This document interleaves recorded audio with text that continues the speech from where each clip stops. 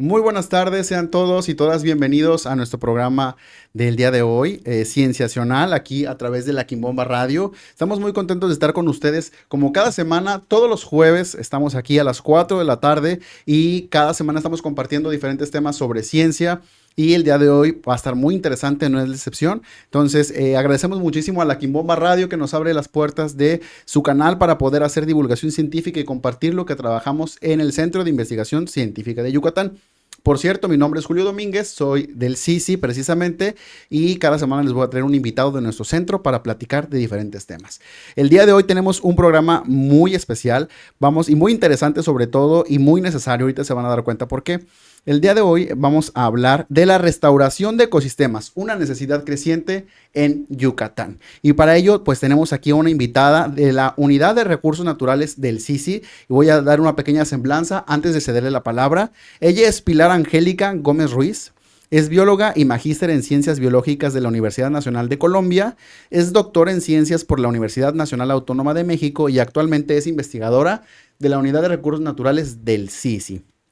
Está adscrita a la línea de servicios ambientales de la biodiversidad y forma parte del SNI, del Sistema Nacional de Investigadoras e Investigadores.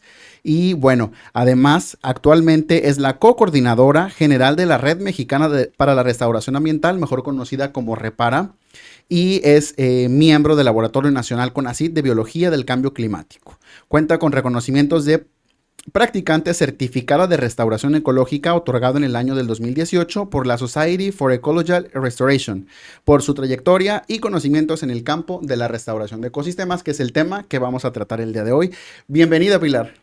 Hola Julio, muchas gracias por la invitación. Gracias a ti por compartir con nosotros este tema que es tu quehacer cotidiano y que pues es tan necesario. Y cuéntanos, vamos a empezar con conocerte. ¿Quién es ella? Es la primera sección. Platícanos de ti, cómo es que surge Ok. este gusto, este interés por las ciencias. Bueno, pues yo desde muy chica sentí mucha fascinación y admiración por la naturaleza. La verdad, yo veía las formas y los colores y me parecía fascinante. Y ya que fui pues creciendo, ¿no? Me llamó mucho la atención el por qué teníamos tanta variedad, ¿no? ¿No? Pues yo soy colombiana y en Colombia pues también tenemos una biodiversidad muy amplia. Entonces, ver también desde esa época los programas como de ciencia naturales, ¿no? Que se hacían en esa época, documentales, pues realmente me inspiraron mucho para poder como decidirme que quería dedicarme a estudiar la naturaleza. Oye, Pilar, ¿y cuál fue la primera vez que tú te tuviste un contacto a lo mejor con un laboratorio, con un área científica? Siempre les preguntamos esto a nuestros invitados porque consideramos que es importante también para inspirar a la juventud que nos está también viendo y escuchando. Sí, definitivamente cuando yo hice mis estudios de, bueno, lo que en Colombia llamamos bachillerato, aquí sería como la preparatoria. em, Tuve varias asignaturas en las que tenía que hacer experimentos, ¿no? Con plantas, con animales, estar en un laboratorio, hacer salidas de campo. Entonces, eso para mí despertó, o sea, terminó como de despertar mi curiosidad científica y me vi haciendo eso como parte de mi vida, ¿no? Como una profesión. Entonces, sí creo que mi formación como desde ese entonces en la parte de las ciencias naturales fue fundamental para impulsar mi curiosidad por la ciencia. Tu vocación. Oye, Pilar, y hablando de vocación y de esta curiosidad, después de que ya terminaste el bachillerato, ¿qué decidiste estudiar? Platícanos cuál es tu formación y también hoy en día, ¿a qué te estás dedicando también en el CICI? Está muy interesante conocer eso. Yo soy bióloga de formación, bióloga general. Y desde que, bueno, estaba haciendo mis estudios de licenciatura, cuando entré realmente estaba muy interesada en la genética. Era como lo que me parecía más llamativo y curioso. Pero cuando conocí las ecologías, cuando empecé a salir a campo, dije, no, definitivamente lo mío es esto. Me sentí mucho más satisfecha y mucho más motivada por querer saber y saber más cosas. Entonces, creo que eso fue bastante importante en su momento. Y actualmente, pues yo sigo trabajando en la línea de restauración de ecosistemas, que es la línea que empecé desde la licenciatura y ya estamos hablando de hace unos 20 años, justamente cuando tomé mi primer curso de restauración. Y pues desde diversos enfoques lo he estado trabajando y ahorita en el CICI pues estamos empezando a generar como líneas base en distintos ecosistemas de la región. Muy bien, pues aquí como siempre con una investigadora que nos va a platicar un tema muy interesante. Bienvenida Pilar, qué gusto que estés con Gracias. nosotros. Y bien, pues vamos a pasar a la sección contexto de nuestro podcast Cienciacional. Les recordamos y saludamos también a los seguidores que están a través de @CICIoficial y en la Quimbomba Radio, quienes nos están escuchando, nos están viendo. Nos pueden hacer algunos comentarios en la caja de comentarios, compartir esta transmisión para que más personas conozcan sobre la restauración de los ecosistemas. Muy bien, antes de entrar al tema de lleno, nos gustaría que nos platiques, Pilar, ¿qué es un ecosistema? Porque en la escuela luego lo vemos, pero nos gustaría como para el público no especializado y que nos platiques un poco, ¿qué es un ecosistema? Ok, un ecosistema se podría definir como un conjunto de organismos que interactúan con variables del ambiente, luz, agua, en un espacio determinado. Entonces, todo este conjunto de interacciones y de seres vivos que están en ese sitio es lo que conformaría un ecosistema, que es un nivel de organización biológica. Ok, y aquí estamos hablando de, nos dijiste el tema de en un sitio en particular. Por ejemplo, aquí en Yucatán, ¿qué tipo de ecosistemas tenemos? ¿Cuántos ecosistemas sería que podamos tener? ¿Nos puedes Bueno, platicar? Yucatán es, así como la península en general, tiene una gran diversidad de ecosistemas, tanto terrestres como costeros y acuáticos marinos, ¿no? Entonces podemos hablar desde selvas bajas, caducifolias, que son aquellas selvas en donde los árboles pierden las hojas una buena temporada de tiempo, ¿no? Sobre todo en la sequía, selvas medianas, selvas inundables, tenemos también humedales, tenemos la parte de manglares, de duna costera, de pastos marinos, incluso tenemos arrecifes de coral en el parque Alacranes, que está como a, bueno, unos cuantos kilómetros de la costa de Yucatán. Entonces tenemos toda la diversidad de ecosistemas que pues por lo menos se considera para la península de Yucatán.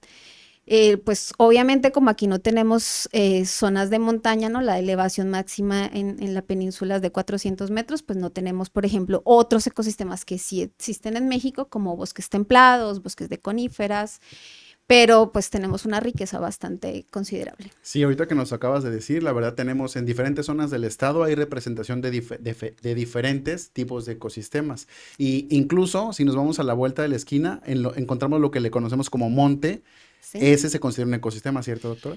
Sí, realmente pues esa palabra que a veces tiene una connotación rara para algunos, pues el monte que en muchos casos corresponde a selvas que se están regenerando, o sea, son selvas secundarias, selvas que han crecido en lugares donde ha habido algún tipo de perturbación o de uso anterior y que luego se abandonaron. Entonces, todo este monte realmente alberga toda una comunidad de organismos que sí lo podemos considerar como un ecosistema porque seguramente tendrán un tipo de vegetación dominante y ese tipo de vegetación es lo que da los nombres a los ecosistemas. Por eso existen los desiertos, los matorrales, las selvas.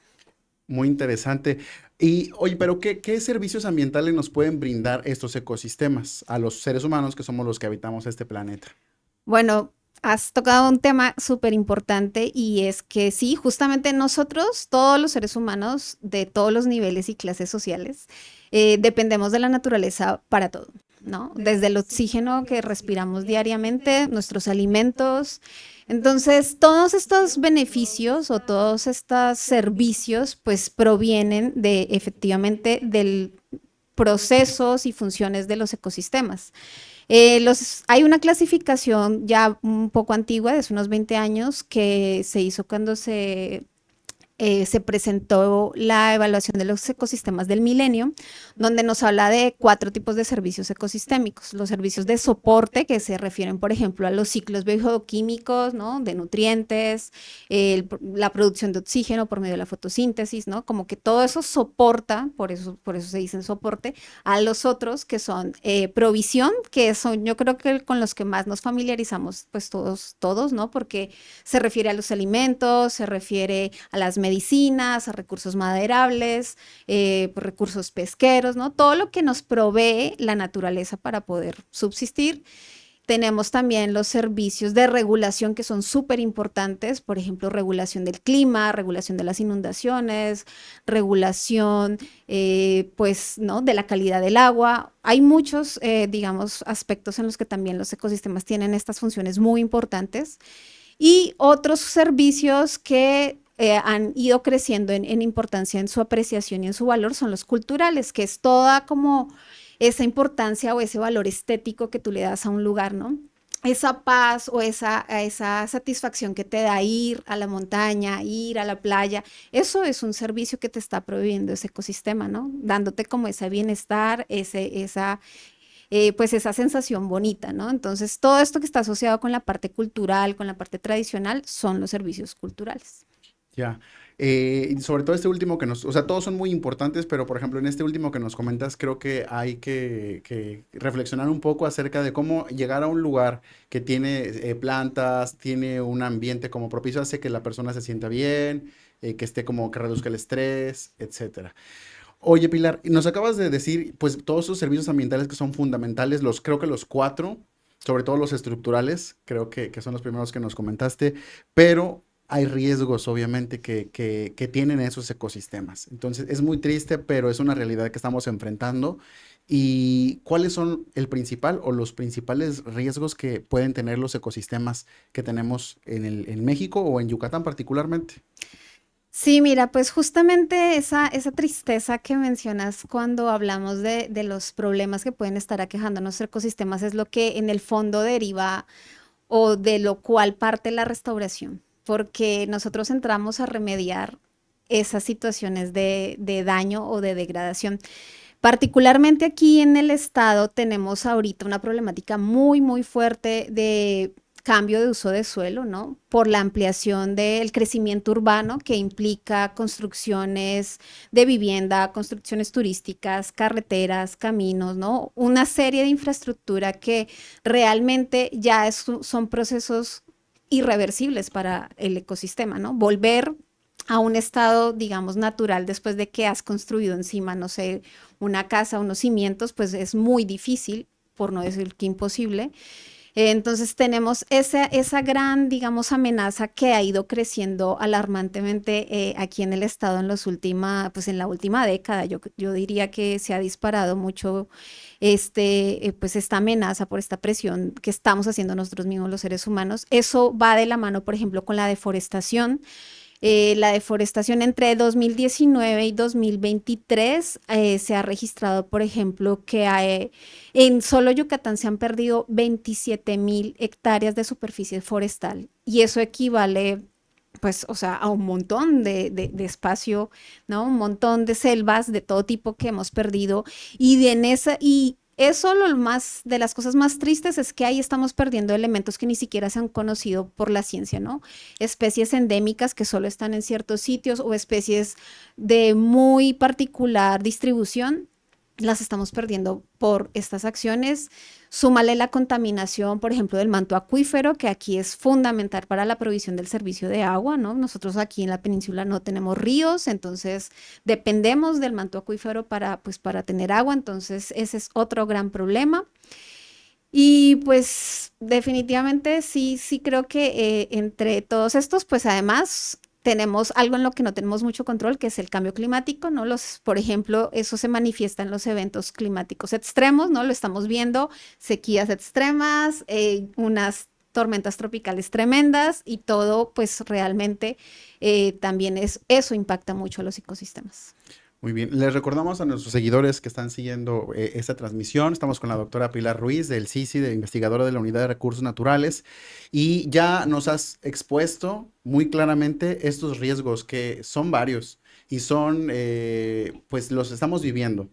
Entonces, vamos a entrar a nuestra sección que es el meollo del asunto y Ok. vamos a platicar particularmente y muy especialmente de a lo que tú te dedicas, que es la restauración de los ecosistemas. Cuando empezaste a hablar de los riesgos, mencionaste que en algunos casos son irreversibles. Sin embargo, hay personas que se dedican a hacer acciones que pueden aportar a minorar el impacto ambiental, hacer algunas propuestas a partir de la ciencia. Entonces, la verdad, sí me gustaría que tú nos platiques qué es la restauración de ecosistemas para compartir con el público. Ok, sí. Bueno, la restauración ecológica en realidad es el proceso de ayudar a un ecosistema que ha sido dañado, degradado, perturbado por alguna actividad antrópica o por algún evento climático extremo a recuperarse, ¿no? A recuperar su composición, su funcionamiento, su estructura. Básicamente, esa es la gran definición global de restauración. No, pero nos dijiste al principio que no siempre es como totalmente reversible algunos cambios. La restauración busca llegar a, digamos, es que, bueno, eso nos lleva más atrás, ¿no? La restauración es un área, una disciplina ecológica relativamente reciente, digamos, en los 90 se consolidó como un área importante de la ecología y en esa época se decía que tenías que volver a un punto exactamente atrás, ¿no? A un ecosistema original, tal cual, como si fuera una fotografía. Pero resulta que pues las cosas cambian, ¿no? El clima está cambiando, todo está cambiando, entonces volver a un punto atrás ya no es viable en realidad y no serviría de nada porque las condiciones que teníamos hace 10 años o hace 5 años ya no son las mismas de ahorita, entonces todos los organismos se han visto en la necesidad de adaptarse de alguna manera, entonces ya no es, o sea, hay puntos de tal daño del ecosistema, tanto lo has perturbado y lo has dañado que realmente ya no es posible una restauración en el estricto sentido de lo que acabo de decir, de recuperar lo que teníamos antes. Ahí podemos implementar otra alternativa que, por ejemplo, la restauración tiene varios tipos, ¿no? Como varias estrategias. Una de ellas en este caso sería, por ejemplo, el reemplazo, que es convertir un área extremadamente degradada, por ejemplo, las zonas de minería a cielo abierto, ¿no? Que perturban hasta el nivel de suelo en capas muy profundas, pues muchas áreas que han tenido esta presión o este disturbio, que sabemos que no se va a recuperar el ecosistema como estaba antes, se transforman en, por ejemplo, parques urbanos, ¿no?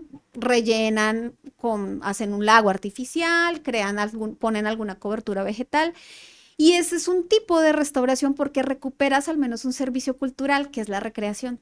¿No? Ya. Pero ya es irreversible para recuperar el ecosistema que previamente estaba en el lugar. Entonces, en esos niveles de destrucción donde ya vemos, digamos, construcciones y demás, es donde ya es prácticamente imposible retornar al ecosistema como estaba antes. Oye, Pilar, ¿y quiénes son las personas que están involucradas en este proceso? Porque ya nos dices que hay diferentes tipos de restauración. Nos acabas de dar un ejemplo, que es el de la instalación de un parque en alguna zona, pues ya con un deterioro en su ecosistema. Ujú. Pero ¿quiénes son las personas que se involucran en esas actividades? Pues nos tenemos que involucrar todos, en realidad. La restauración es una disciplina científica, pero cada vez ha ido saliendo más del ámbito justamente académico científico y tiene ahora mucho más soporte y mucho más, digamos, validación al ser considerada un área, digamos, transdisciplinaria, ¿no? Ahora ya no hablamos solo de la restauración del ecosistema, sino del socioecosistema, porque estamos hablando de las comunidades también que residen en esos sitios, que son las que hacen uso de esos ecosistemas. Entonces, aquí tenemos que estar participando todos, todos los sectores gubernamental, académico, sector privado, pues organizaciones de la sociedad civil. la comunidad en general, ¿no? Todos de alguna manera tendríamos que estar involucrados, si bien no haciendo como tal las acciones o diseñándolas o algo así, pero en partes del proceso, incluso en siendo monitores, en siendo observadores de que las cosas se estén haciendo bien, ahí podría haber participación, pero sí es necesario que se involucre muchísima gente en estos procesos. Muy bien, pues ahí está la invitación de la doctora Pilar. Hay que involucrarnos, hay que informarnos también porque a veces no cuidamos lo que no conocemos. Entonces, por Exactamente. eso escuchen y vean Sensacional para que estemos aprendiendo de diferentes temas y nos involucremos en el cuidado Así del es. planeta que es pues nuestra casa y pues tenemos mucha tarea por hacer para cuidarlo. Oye, Pilar, nos gustaría que nos platiques de la década de la restauración de ecosistemas, que es un concepto que suena muy interesante y Bueno, nos gustaría sí. tocar ese tema. Pues mira, justamente como la restauración fue creciendo muchísimo como en importancia y en impacto desde los 2000, ¿no? En adelante, mucha ciencia general alrededor de este campo, pues, y también se ha visto que la restauración se ha como adoptado como una de las estrategias más eficaces para adaptarse y mitigar, y bueno, de adaptación y mitigación al cambio climático, ¿no? Entonces, en marzo del 2019, la ONU, la Organización de las Naciones Unidas, declaró el periodo entre 2021 y 2030 como la década para la restauración de los ecosistemas. Y esto con el objetivo de impulsar todos los movimientos que ya existían a nivel mundial y regional, incluso locales, para que realmente logremos las metas de restauración que están establecidas tanto en los objetivos de desarrollo sostenible, en los, bueno, todas las metas que, por ejemplo, se comprometen en las COP, ¿no? Justamente en la COP 15 se definió el marco de Kunming-Montreal, y este marco para la biodiversidad tiene distintas metas. La meta 2, por ejemplo, está enfocada exclusivamente en restauración y dice que para el 2030 al menos el 30% de los ecosistemas terrestres, acuáticos, marinos que están en algún punto de degradación tienen que estar en un proceso de restauración pues efectiva, ¿no? Y es muy importante esto, en proceso de, no tienen que estar restaurados porque ahí es donde empiezan a ver como los malos entendidos con la restauración, porque la restauración es un proceso a largo plazo y eso es una de las cosas que ha sido complejas en el quehacer de la restauración, hacer entender este punto. Sí, porque de pronto ustedes como personas que se dedican a este campo sienten esa presión de la opinión pública, ¿no? Respecto a que se espera que la restauración sea de inmediato y que si un proyecto se inicia en el 2020 ya esté restaurado el ecosistema el año Exactamente, próximo, ¿no? sí, sí, sí. Y no solo del público, los financiadores incluso, ¿no? O sea, o entidades de gobierno. Por eso yo creo que tú mencionaste ahorita algo que yo considero muy, muy importante, que no solo para la restauración aplica, sino para muchas áreas en general, y es conocer lo que tenemos para poderlo valorar y apreciar. Y además con ese conocimiento sabemos un poco qué esperar.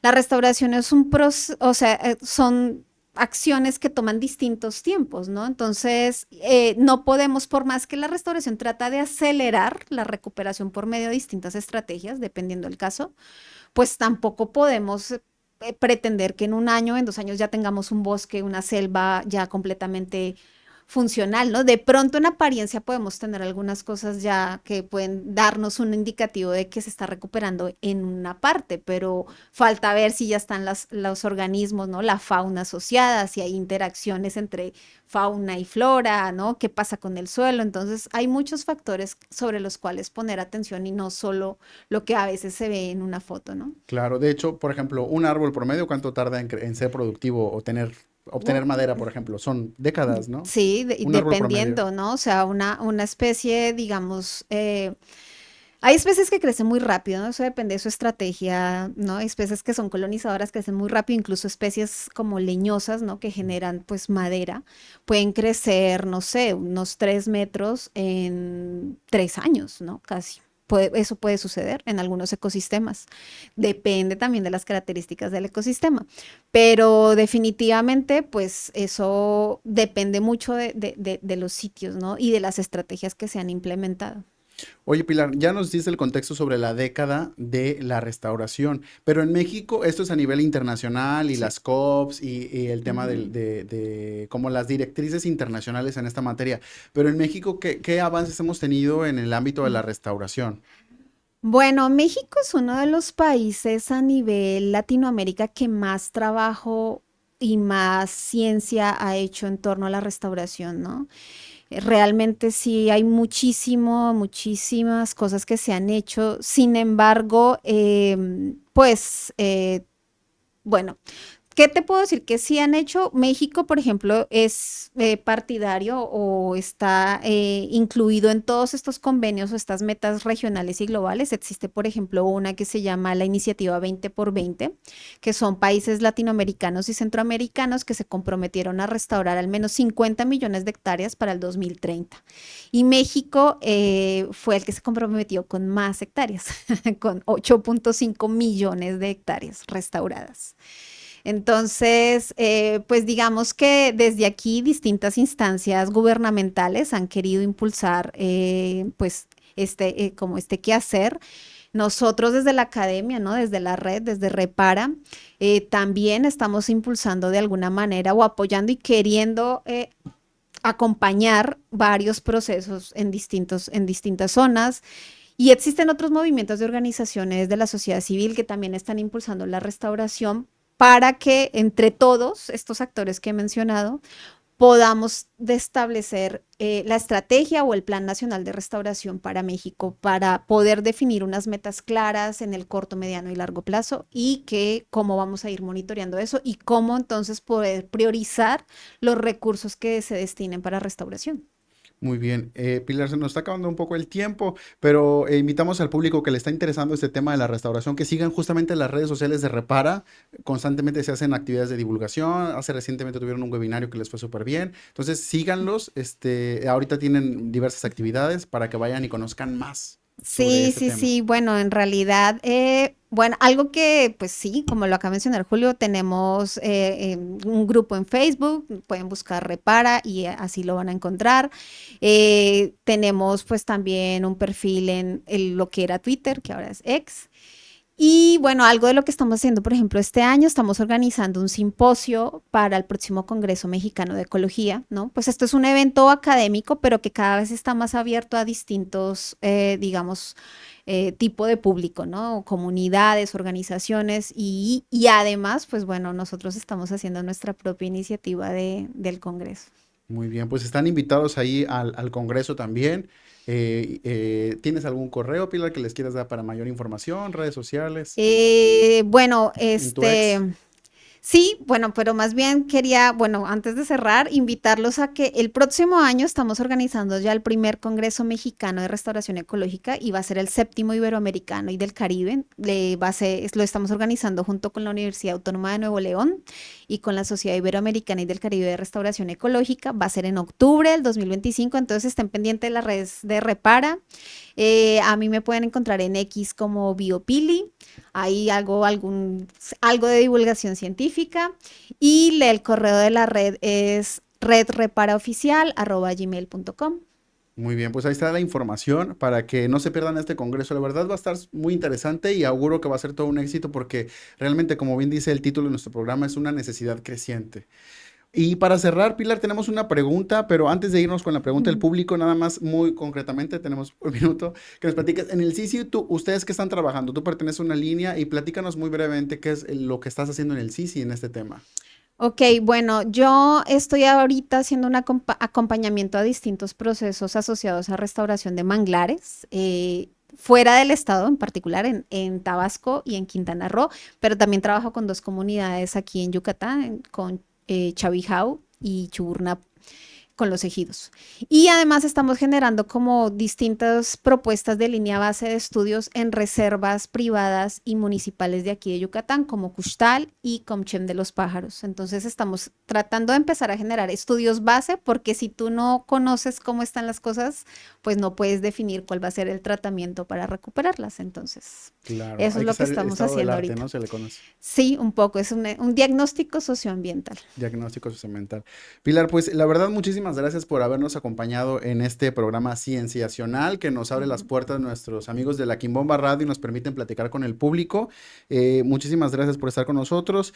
Les recordamos que el próximo jueves vamos a estar platicando sobre más temas muy interesantes sobre ciencia y tendremos obviamente a otro experto que va a venir a acompañarnos a platicar durante 30 minutos sobre diferentes temas. Entonces, tenemos poquito tiempo. un minuto más. Quizá para Alberto Sosa pregunta que ¿cuál sería el mayor reto de la restauración en cuestión social, económica y climático? Que conlleva un gran tiempo de dedicación y que sea para que sea un éxito. ¿Cuál sería el mayor reto?